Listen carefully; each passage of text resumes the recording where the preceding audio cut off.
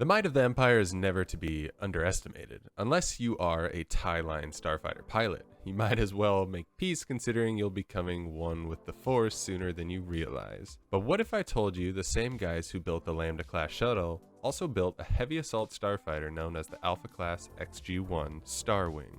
Let's discuss this crazy-looking Imperial starfighter.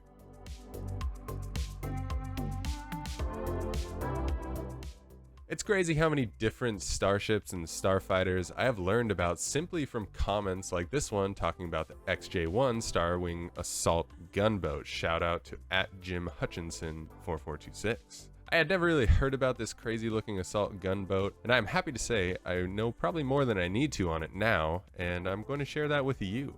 So kick back as we break down this starfighter. The Alpha-class Starwing was designed and manufactured by Cygnus Spaceworks, the same manufacturers to have built the Lambda-class shuttle, which to me seems obvious with the fixed dorsal fin in the front cockpit bearing similar resemblance to the shuttle. As we look at similarities, it's also important to note the lower wings, which fold upwards in the same fashion as the Lambda class. Of course, that's pretty much where the similarities end, as this starfighter is made for assault. To add with maneuverability, the Xg-1 Starwing was given a pair of wings that folded from the side pods at a reflexive angle to that of the lateral wings. This allowed the assault starfighter to have a significant boost in agility compared to its cousin, the Lambda. These 5 wings are also what give the Starwing its name, as it resembles a flattened 5-point star. Now, looks are one thing, but can this starfighter bring the heat? Oh yes, it really can.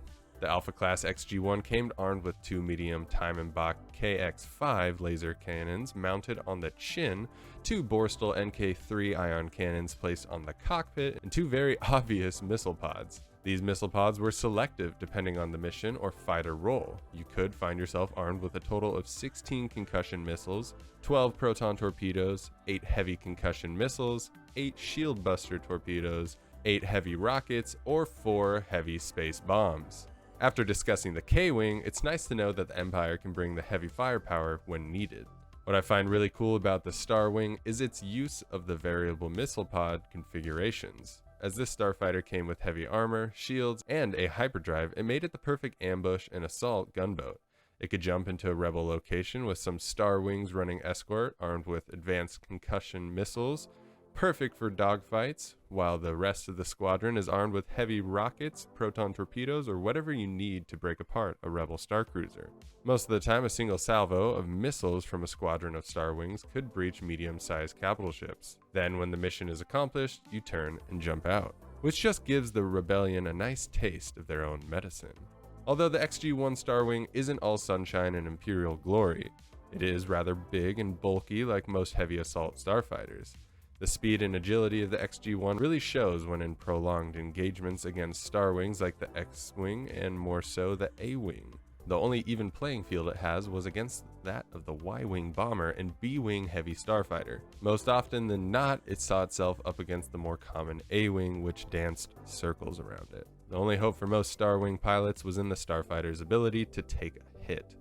Like I mentioned before, these starfighters were shielded and heavily armored, even being able to take the brunt of an advanced concussion missile, which most starfighters failed at. This factor led many Starwing pilots into learning a more head-on approach while fighting with strength rather than agility. One example of this is Merrick Steele, who was most familiar with the TIEs, whose best defense was speed and maneuverability.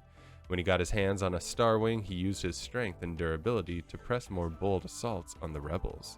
Now, although the Starwing was used for hit and fade missions or even recon, they would often spearhead major assaults when deployed from Star Destroyers or carriers. Their deflector shields and reinforced hulls made them the ideal screen for lesser starfighters like the TIE Fighter.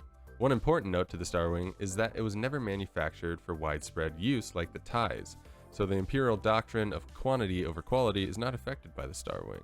Although other starfighters like the Defender and Avenger would be designed as highly advanced alternatives to the swarms of TIE LNs. Which leads me into my final discussion on the Starwing and its deadly partnership with the TIE Avenger. This starfighter deserves its own video, so I'll leave the details to that. All you need to know is that this advanced TIE was shielded and came equipped with a hyperdrive. Once it became available for use by the Imperial Navy, it would be paired with the Starwing as its escort.